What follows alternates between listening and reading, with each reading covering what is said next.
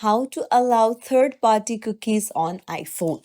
Hey everyone, welcome back to the channel. If you are new here, don't forget to hit the subscribe button and turn on the notification bell to not miss any updates.